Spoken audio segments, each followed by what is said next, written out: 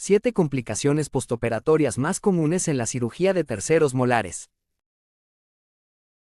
Las secuelas postoperatorias comunes son dolor, trismo, inflamación y alveolitis, que influyen en la calidad de vida del paciente en el período postoperatorio. El dolor y la inflamación son esperados normalmente y suelen ser transitorios.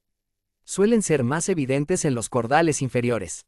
En la literatura abundan medios para controlar la respuesta inflamatoria inmediata asociada a la cirugía del tercer molar, como técnicas de cierre quirúrgico, uso de fármacos como analgésicos, corticoides, antibióticos, crioterapia y láser.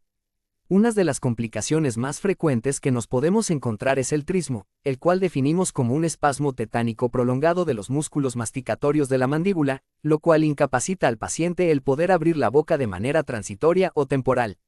La rigidez transitoria de la mandíbula generalmente alcanza su punto máximo en el segundo día y se resuelve al final de la primera semana. Se diagnostica a partir de un examen clínico de la distancia interincisal máxima menor de 40 a 50 milímetros, causada por una contractura y no por una obstrucción de la articulación. Los factores que contribuyen al trismo pueden ser intervenciones largas y laboriosas en las que son necesarios amplios colgajos y despegamientos mucoperiósticos, una infección de bajo grado posterior a la administración de agentes anestésicos locales, elevación del colgajo más allá de la cresta oblicua externa. A veces, el paciente se lastima su propia lengua o mejilla bajo el efecto de la anestesia que resulta en un trismo reflejo. Múltiples pinchazos durante la infiltración del anestésico local pueden causar inflamación en esta región, lo que lleva a un trismo.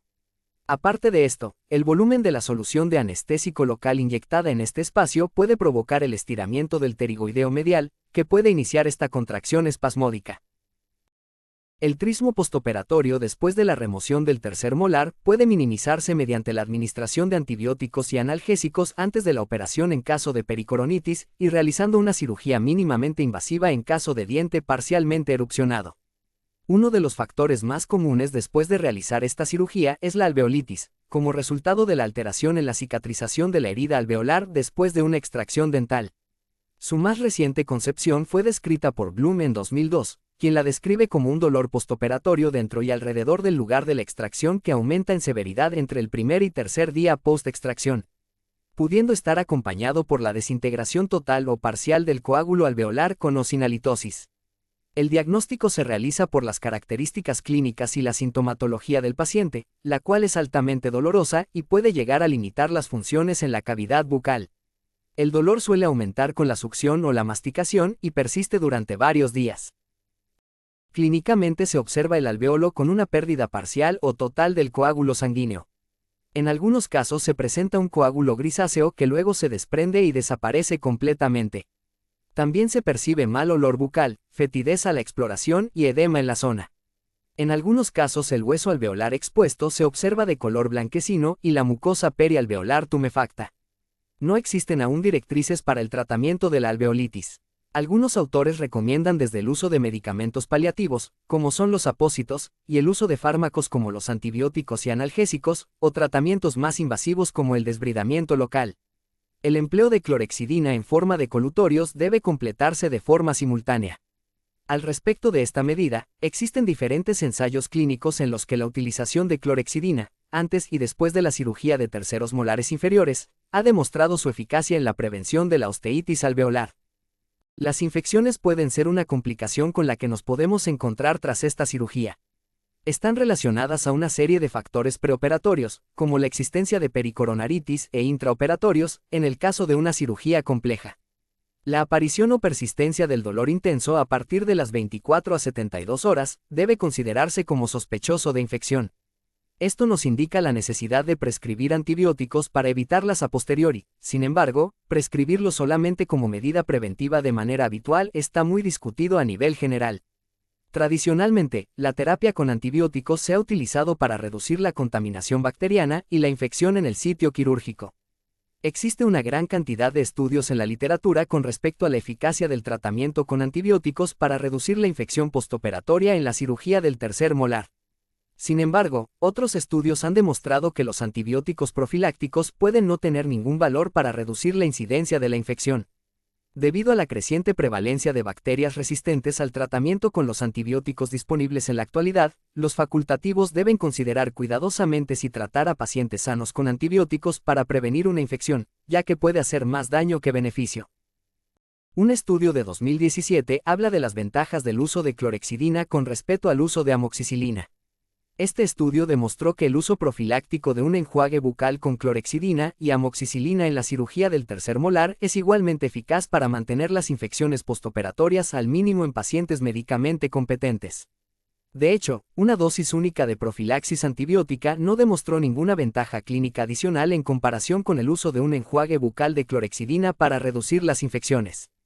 Por lo tanto, no se recomienda la administración de rutina de terapia con amoxicilina profiláctica en pacientes no inmunocomprometidos, ya que los riesgos asociados superan los beneficios. Una sesión de limpieza profesional preoperatoria y un enjuague de rutina con enjuague bucal con clorhexidina al 0.2% parece ser un poco más beneficioso que la administración de antibióticos. La hemorragia postoperatoria suele generar un cierto estado de ansiedad en el paciente, que suele tender a escupir continuamente teniendo la sensación de un sangrado continuo. Como primera medida se debe aspirar la zona quirúrgica y observar si es un sangrado intermitente o continuo. En el primer caso, se puede utilizar una gasa embebida con ácido tranexámico para que la presione el paciente y mantenerle en observación durante unos 30 minutos aproximadamente. Si en este intervalo se observa que la gasa prácticamente no está teñida de sangre, sería suficiente para solucionar el caso. En el caso de que el sangrado sea continuo, se procederá a la anestesia de la zona quirúrgica retirando la sutura para evaluar el lecho quirúrgico y se eliminarán coágulos y esquirlas que pudieran haber y finalmente volver a suturar.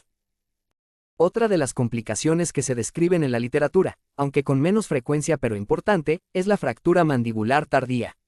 Se produce cuando el hueso no es lo suficientemente fuerte para soportar las fuerzas que se ejercen sobre él. Los hombres suelen ser más proclives a presentar fracturas tardías debido a su mayor fuerza masticatoria.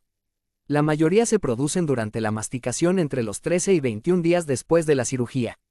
Para intentar evitarlo, algunos factores como el grado de impactación ósea, profundidad del diente en el hueso, proximidad al canal mandibular, posición en relación a dientes adyacentes, presencia de dilaceraciones radiculares, entre otras, deben ser tomadas en cuenta. El debilitamiento de la mandíbula como resultado de la disminución de su elasticidad ósea durante el envejecimiento, puede ser la causa de la mayor incidencia de fracturas en pacientes mayores de 40 años en el momento de la cirugía. Además, la anquilosis del diente impactado en pacientes de edad avanzada puede complicar la extracción de los dientes y debilitar la mandíbula, ya que puede ser necesaria una osteotomía más extensa. Las lesiones óseas preexistentes, como la enfermedad periodontal, los quistes o la pericoronitis recurrente, también pueden debilitar la mandíbula y predisponer a la fractura.